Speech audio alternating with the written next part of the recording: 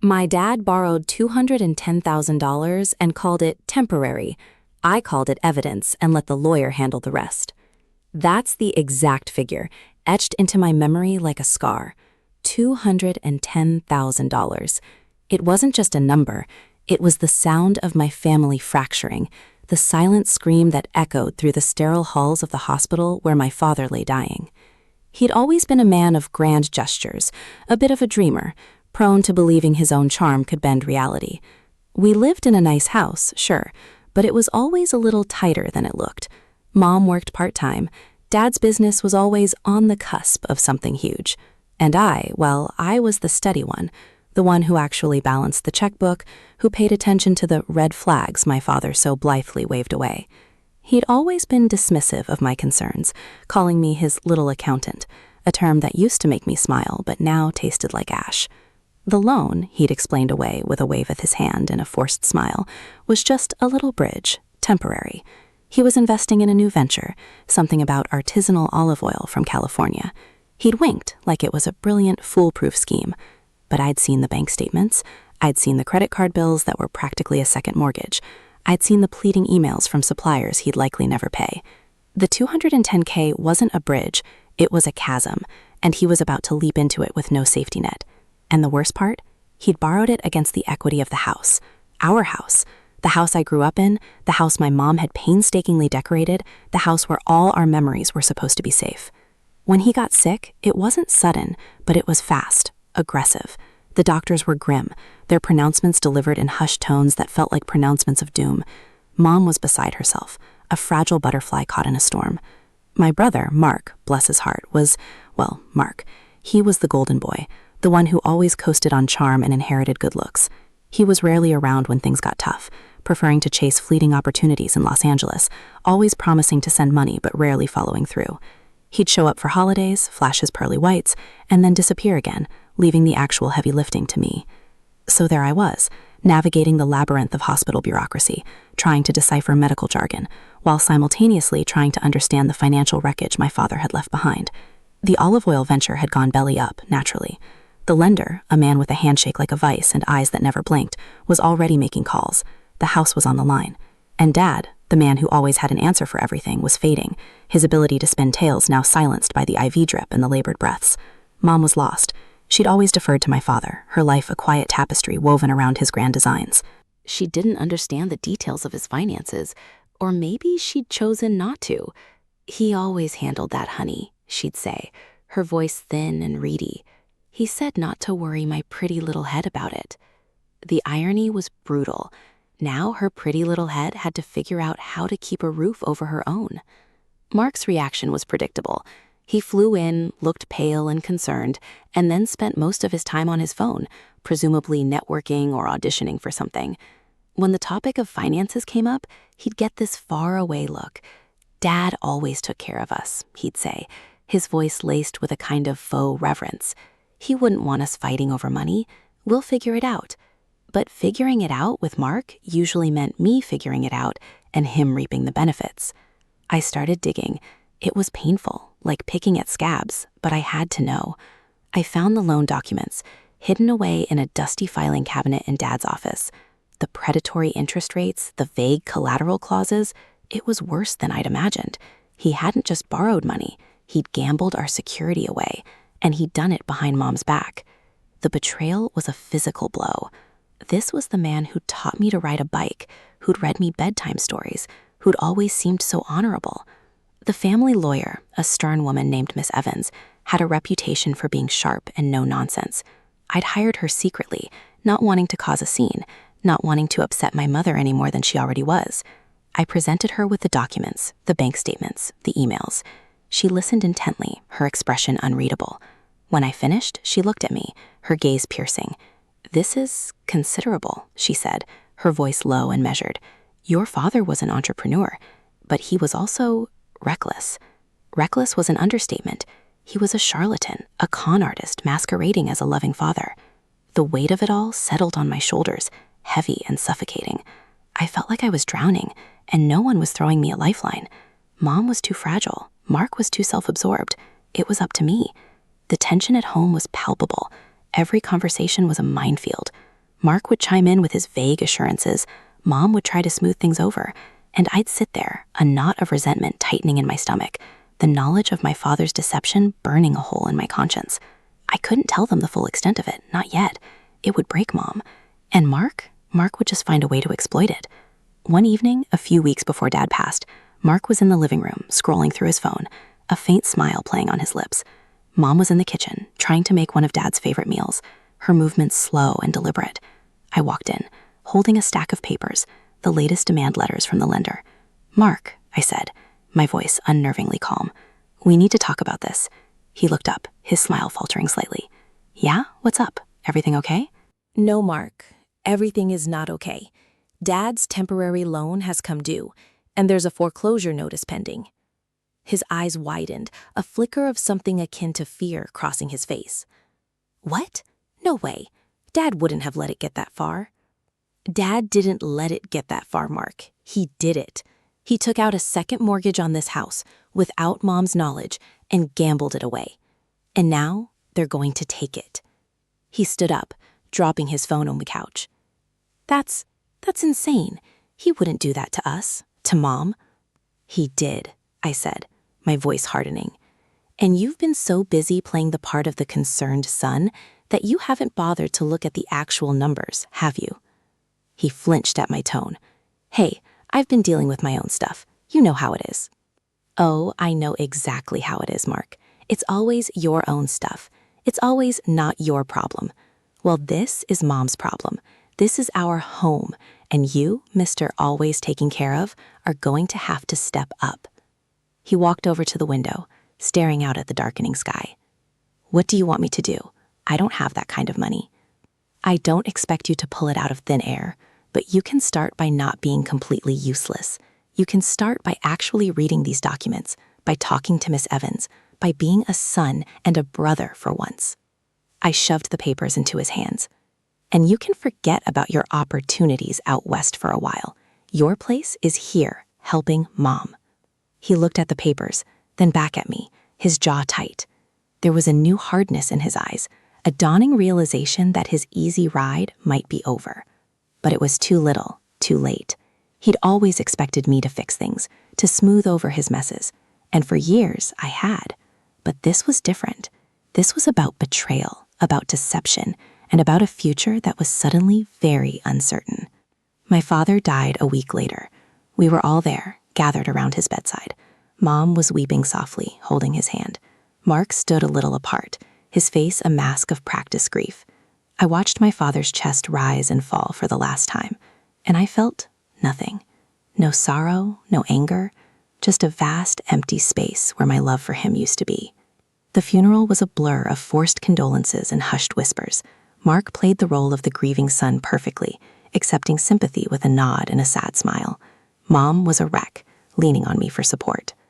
The day after the funeral, Miss Evans called. She had some news, she said, about the estate. I met her at her office. The same sterile environment, the same unreadable expression. She handed me a thick manila envelope. "This is the preliminary assessment of your father's assets and liabilities," she said. "It's not good. The loan is substantial, and there are other debts." I opened the envelope, my hands trembling slightly. The numbers swam before my eyes. The house was underwater. The business was a shell. There was next to nothing left. "So, we lose the house?" I asked, my voice barely a whisper. Miss Evans looked at me, a flicker of something I couldn't quite decipher in her eyes. "There's something else," she said, her voice even lower. "Your father had an unusual arrangement. He set up a trust, a significant one, for you." I stared at her, uncomprehending. "A trust? For me? What are you talking about?" "He didn't list it on any of his financial statements. It's separate, and it's substantial. Enough to cover the debts, to keep the house, and to provide for your mother." My mind reeled. A trust? My father, who'd just plunged us into financial ruin, had secretly set aside a fortune for me? Why? And how? "He specified it's for you, and you alone, initially," Miss Evans continued, watching me closely. "He also included specific instructions on its management and distribution. He seemed to anticipate certain family dynamics. The family dynamics. She meant Mark. She meant the way he always took, never gave. My father, for all his flaws, had known his son. He'd known Mark would expect to inherit, and he'd known I was the one who would be left to pick up the pieces. But why? I stammered. Why not tell us? Why keep it a secret? Miss Evans gave a small, almost imperceptible shrug. Perhaps he wanted to ensure your future was secure, regardless of his own financial entanglements. Or perhaps, she paused, her gaze sharp, he wanted to see how you would handle it, how you would navigate the situation he created. Navigate. He'd created this mess, and now I had the means to clean it up, but only for myself. The thought was intoxicating, a dangerous rush of power.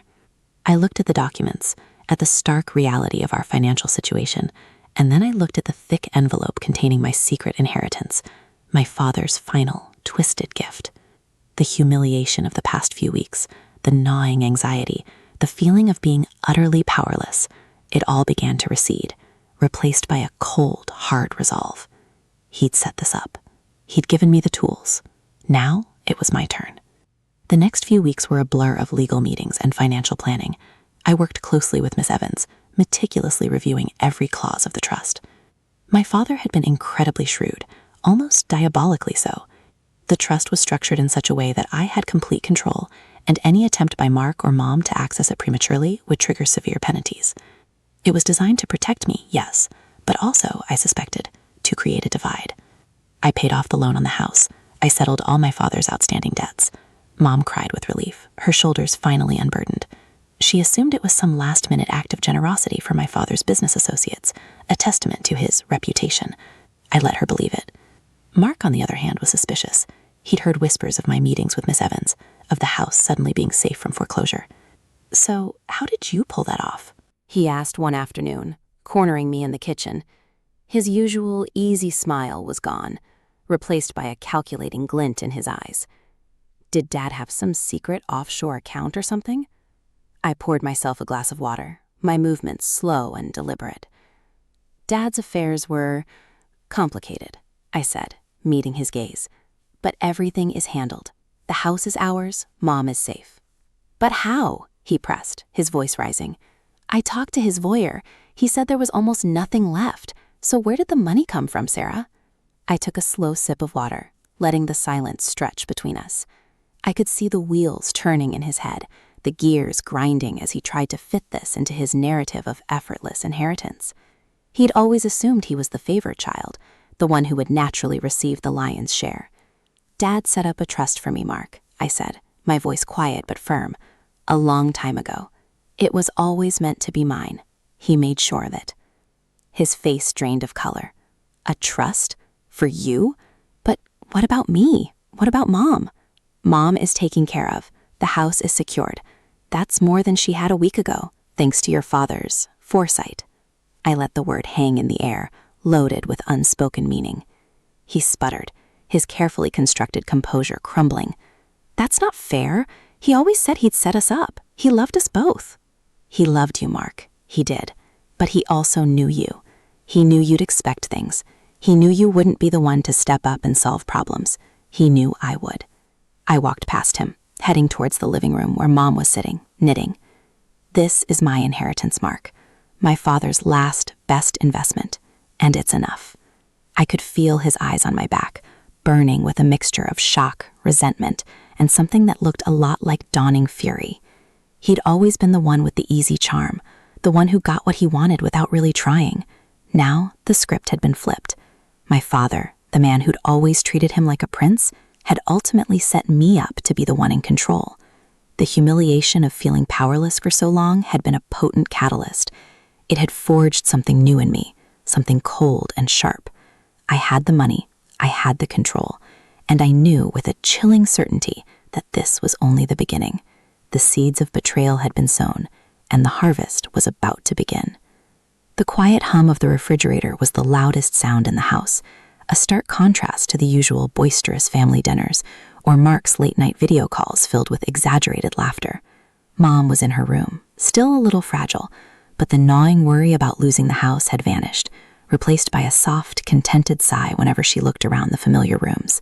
She attributed it all to Dad's good business sense, a narrative I'd allowed to flourish like a well-tended garden, watering it with carefully worded omissions and vague explanations. She didn't need to know the truth. Not the whole messy, ugly truth. Not yet. Mark, however, wasn't buying it. He'd spent days pacing the house like a caged animal, his initial shock giving way to a gnawing suspicion. He'd always believed he was Dad's heir apparent, the natural successor to the family legacy, whatever that nebulous concept actually entailed. The idea that I, his little accountant sister, had somehow been gifted the golden ticket, the key to financial solvency, was an insult to his carefully crafted image of himself. He'd taken to watching me, his eyes always narrowed, trying to catch me in a lie, searching for the cracks in my composure. "So," he began one evening, finding me in the study, ostensibly organizing Dad's old files, though I was really just rereading the trust documents for the 100th time. He leaned against the doorframe, arms crossed, radiating an energy that was a potent cocktail of resentment and entitlement. "So, Miss Evans has been awfully busy with you, hasn't she? Seems like a lot of paperwork for just settling Dad's estate." I didn't look up from the papers, allowing the silence to thicken between us. "Miss Evans handles complex matters, Mark. This was a complex situation." "Complex?" he scoffed, taking a step into the room. The faint scent of expensive cologne, a habit he'd never kicked, filled the air. "Dad's estate was a mess. You even said so yourself. So how did you just fix it? Did you find some buried treasure in his sock drawer?" I finally lifted my head, meeting his gaze. The practiced calm I'd doubted felt more natural now, less like an act and more like a permanent shift in my demeanor. "Dad made provisions, Mark, for me." He took another step, his voice dropping to a low, dangerous growl. "Provisions? What kind of provisions? Did he leave you some dusty antique he knew I wouldn't want? Because that's not a provision, that's just Dad being Dad." I closed the trust document, the crisp paper whispering secrets. It was a trust mark, established years ago, for my future. His jaw tightened, his eyes widening with a mixture of disbelief and dawning horror. "A trust? For you? Are you serious? And you're telling me this is how the house got saved? This is how all Dad's debts got cleared?" "Yes," I confirmed, my voice steady. It was significant, enough to cover everything and then some. He started to laugh, a short, sharp bark of derision that held no humor. No way. That's not possible. Dad always said he was setting us both up. He promised me the world. He promised you a lot of things, Mark, and he loved you. But he also knew you. He knew you'd expect things to be handed to you. He knew you'd never be the one to actually manage things, to put in the work." I picked up a pen, tapping it idly against the desk. He knew I would. He saw the way I'd always been the responsible one, the one who actually paid attention while you were off chasing your dreams. His face contorted with a raw, visceral anger. The smooth facade he usually wore had completely shattered, revealing the petulant, entitled child beneath. "So you just took it? You just sat there and let him set you up to hoard everything while Mom and I were left with nothing?" "I didn't take anything, Mark. It was mine, by his design. And Mom is taken care of. The house is secure. That's more than she would have had, and it's certainly more than you've ever managed to secure for yourself." The words felt sharp, precise, like a surgeon's scalpel. I felt a flicker of satisfaction, a dark bloom of vindication.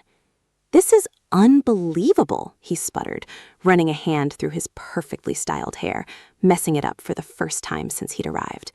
This is a betrayal. He betrayed me. He betrayed us.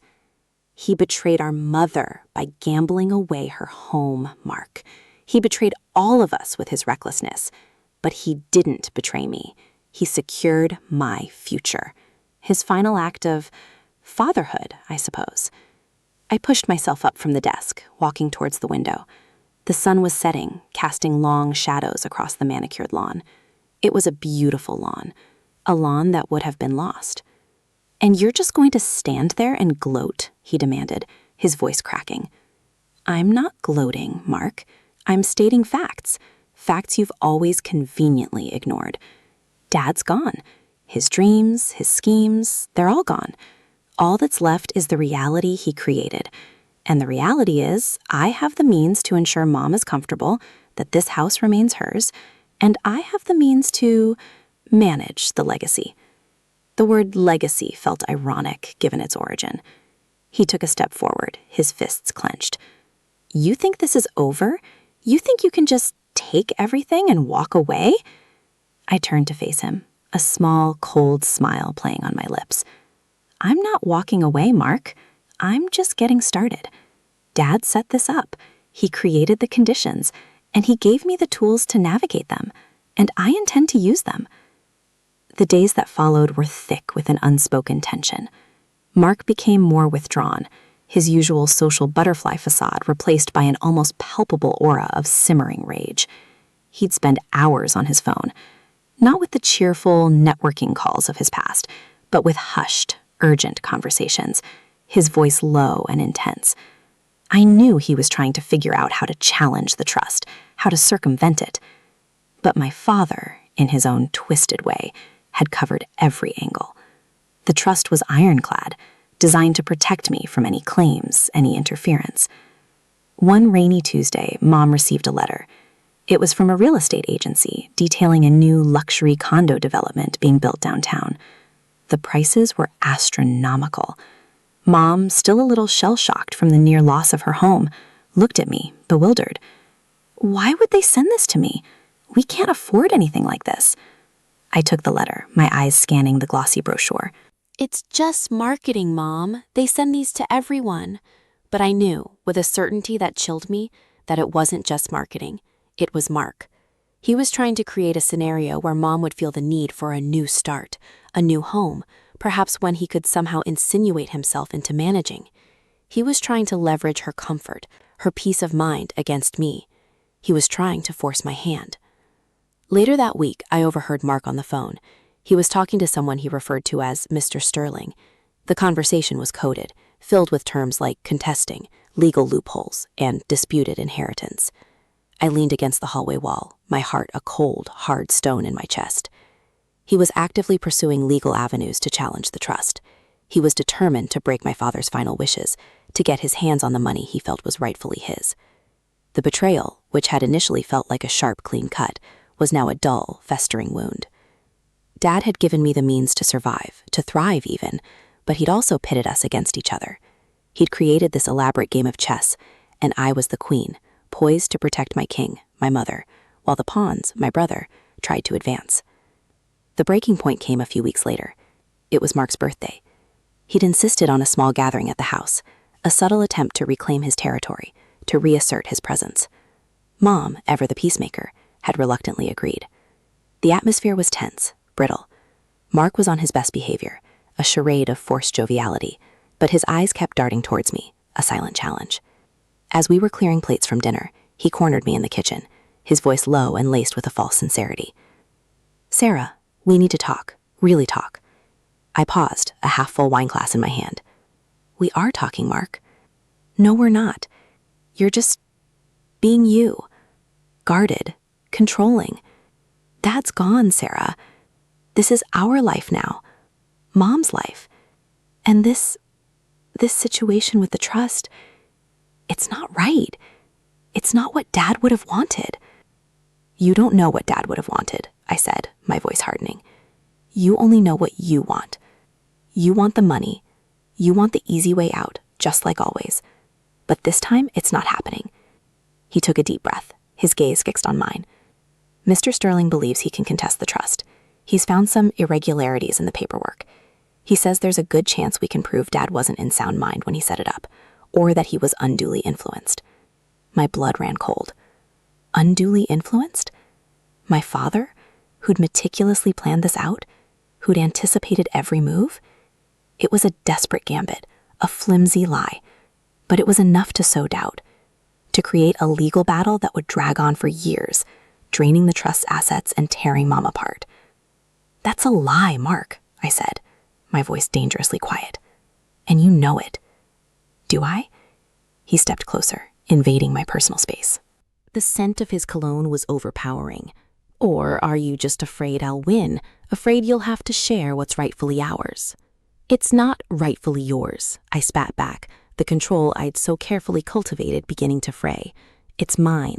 Dad gave it to me because he knew I was the only one strong enough to handle it, the only one he could trust to protect Mom.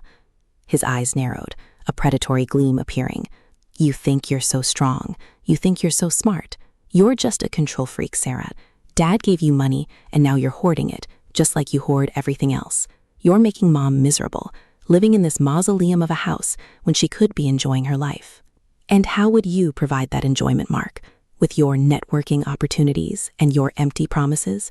You've never provided a damn thing, except heartache. The words tumbled out, raw and unbidden, the accumulated frustration of years of carrying the weight of his irresponsibility.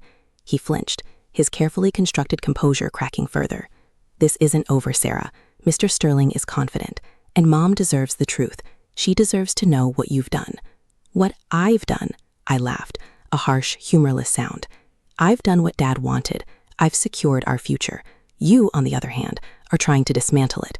You're trying to drag Mom through a legal battle she doesn't need, all for your own selfish greed. You are the one causing her misery. Just then, Mom appeared in the doorway, her face pale. She'd clearly heard the raised voices, the raw emotion in our words. "What is going on?" she asked, her voice trembling. Mark turned to her, his face a mask of wounded innocence. "Mom, she's keeping everything. She's not sharing. She's using Dad's money to keep us in the dark." Mom looked at me, her eyes filled with a deep, heartbreaking sadness. "Sarah, is that true?" The question hung in the air, heavy and suffocating. The easy narrative I'd spun for her, the one where Dad was a wise provider, was about to unravel. I looked at Mark, at his calculated performance of victimhood, and then at my mother, her fragile hope slowly being extinguished. The humiliation of my father's deception, the subsequent fear for our home, the quiet strength I'd found in managing it all coalesced into a single, decisive moment. I couldn't lie anymore. Not to Mom, not to myself. "Mom," I began, my voice soft but steady, meeting her gaze. "Dad didn't just have a good business sense. He made a lot of mistakes, big ones. He borrowed money he couldn't afford to repay, and he put this house at risk. He gambled away our security." I took a breath, the weight of the confession pressing down on me. "He left us in a very bad financial situation. Almost nothing was left." Mark scoffed, a low, triumphant sound. "See? I told you." I ignored him, my eyes locked on Mom. "But," I continued, my voice gaining strength, "before he died, Dad, he set up a trust for me. He'd been planning it for a long time. It was his way of making sure that, no matter what happened, I would be able to take care of you and of this house." Mom's eyes widened, her hand going to her chest. "A trust? For you? He never said anything." "He didn't want to cause alarm, Mom, and he knew about Mark. He knew he'd try to get his hands on it. So he made it so that only I could manage it, at least for now. It was his final decision, and it's why the house is safe. It's why you are safe." Mark stepped forward, his face a mask of outrage. "That's a lie. He would never do that. He always said what you wanted to hear, Mark," I interrupted, my voice cutting through his protestations like a razor. "He always let you believe you were the favored one. But when it came down to it, when it was about real security, about real protection, he trusted me. He knew I would do the right thing." I turned to Mom, my heart aching for the confusion and hurt I saw in her eyes. "This money, Mom, it's mine. It was Dad's last gift to me, and I'm going to use it to make sure you never have to worry again." Mark's face contorted, his initial outrage morphing into something colder, more dangerous. He looked at me, then at Mom, then back at me. The realization was dawning, not just of the money, but of the power I now held, the power he had always assumed would be his. The silence that followed was deafening, broken only by the soft patter of rain against the window pane.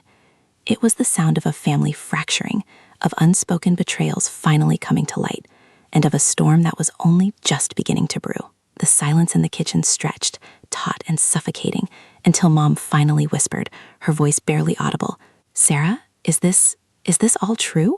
Her eyes, usually so full of a gentle warmth, were clouded with a bewildered pain, a look I'd sworn I'd protect her from.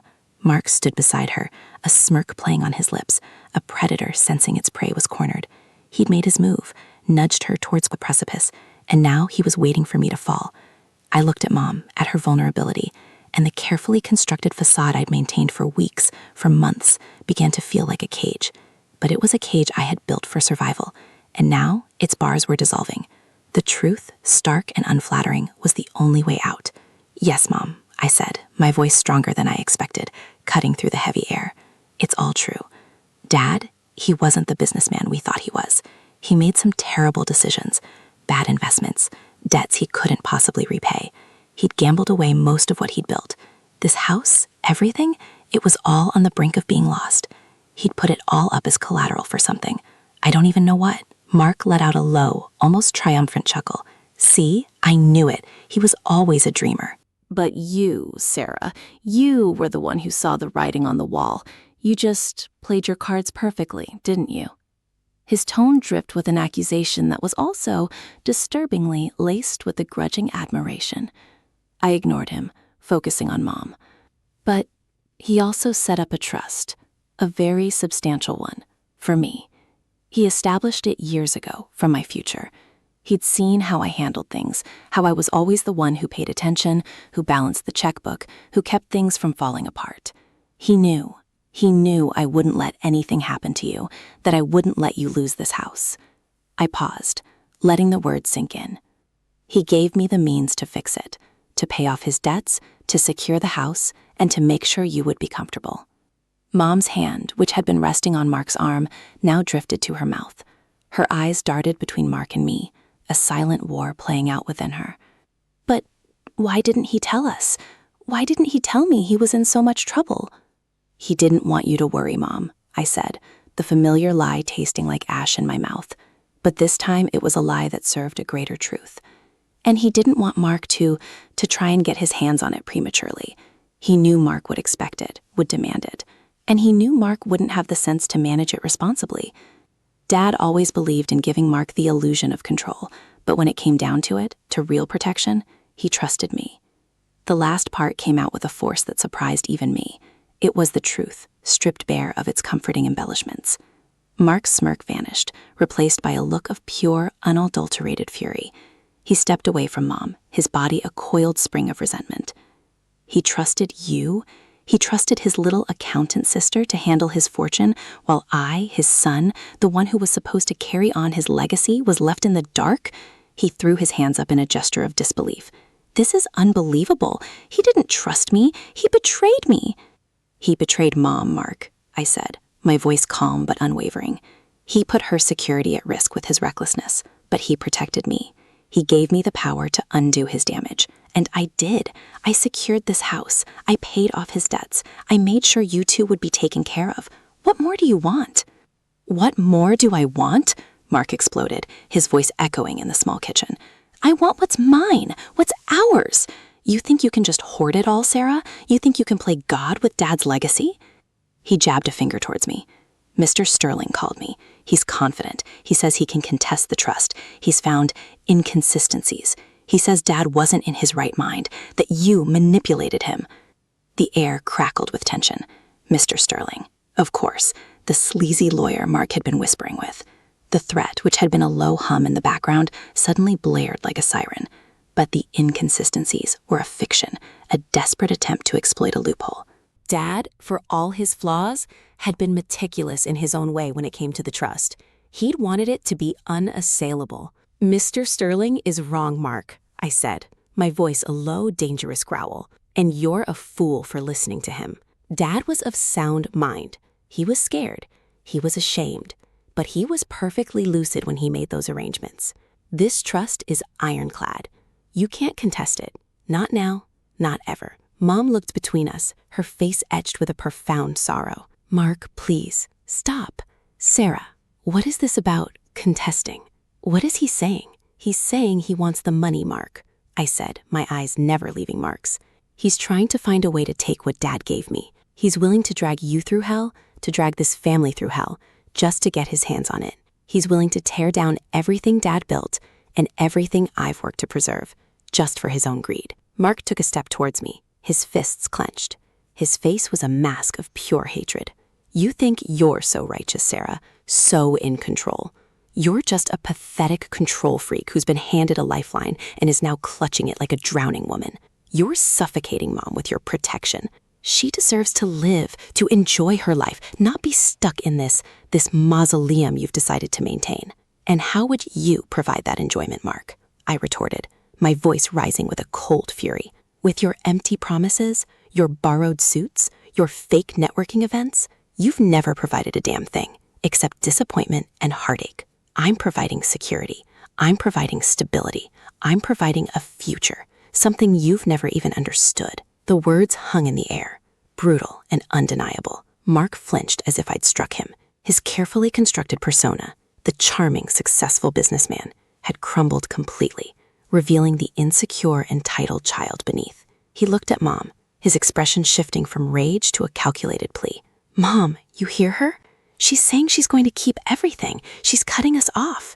After everything, after Dad, she's just going to take it all. Mom looked at me, her eyes brimming with tears. Sarah, is he right? Are you keeping it all?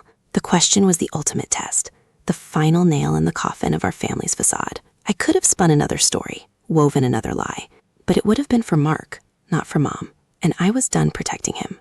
Mom, I said, my voice softening, the anger draining away, replaced by a weary resignation.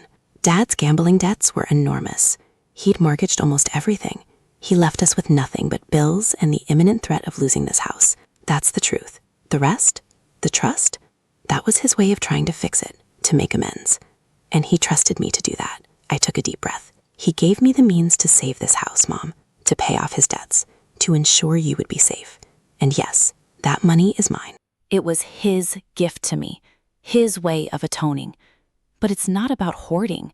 It's about responsibility. It's about making sure you never have to worry again. It's about providing you with the comfort and security that Dad failed to deliver. Mark let out a strangled cry.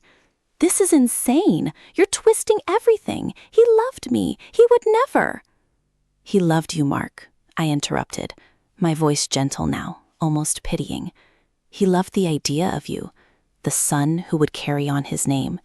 But he knew, deep down, that you wouldn't be the one to clean up his messes. He knew I would be, and he prepared for that. He gave me the power to fix what he broke. I looked at Mom, my heart aching. Mom, I'm not trying to cut anyone off. I'm trying to secure our future, your future. Dad's legacy isn't Mark's entitlement. It's this house. It's your peace of mind, and I have the means to protect it. Mom stood there, swaying slightly, the weight of the revelation pressing down on her. Her eyes, filled with a dawning understanding, finally landed on Mark.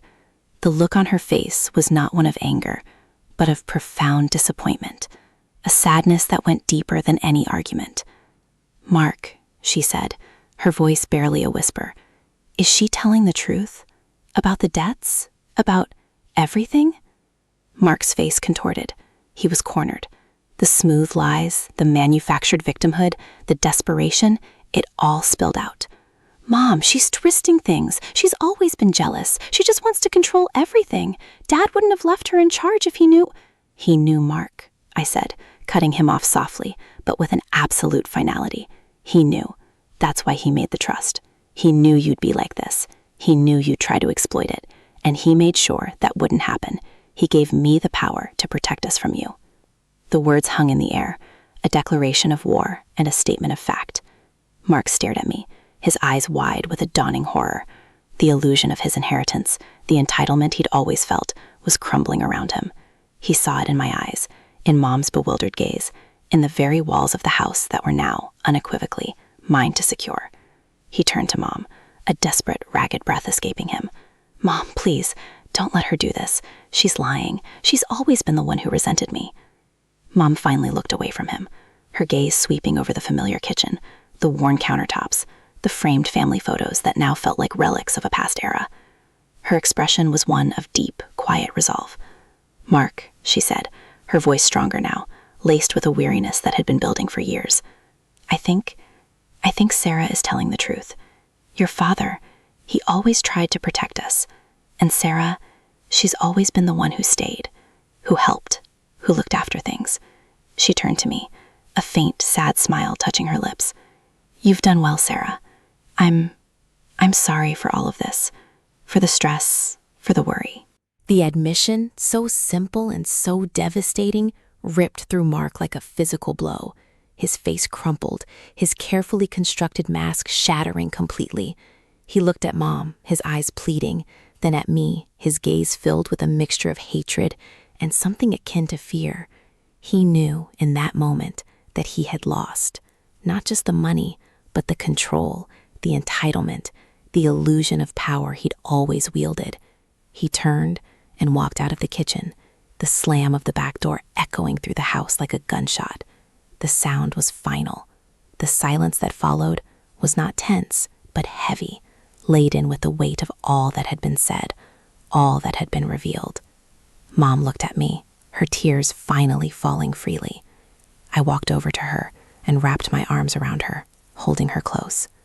The warmth of her body against mine, the familiar scent of her perfume, was a comfort, a reminder of what I was fighting for. It's okay, Mom, I whispered, my voice thick with unshed tears. We're okay. The house is safe. You're safe. That's what matters. She pulled back slightly, her eyes still wet, but with a newfound clarity. You were right, Sarah. You always were. You are the one who looks after us. She looked around the kitchen, at the familiar space that had been so close to being lost. He would have lost it all, wouldn't he, your father? He would have, I confirmed, the truth a cold, hard fact. But we didn't. I didn't let him. I felt a strange sense of peace settle over me. The humiliation of my father's deception, the anxiety of the near loss, the draining battle of wills with Mark, it had all culminated in this moment. It wasn't a triumphant victory parade. It was quiet, profound, and deeply, irrevocably real. The money was mine, yes, but the real reward was the quiet knowledge that I had protected my mother, preserved our home, and finally, truly, taken control of my own destiny, free from the shadows of my father's mistakes and my brother's entitlement. The future was uncertain, the scars would remain, but for the first time in a long time, I felt I could breathe. This was just the beginning.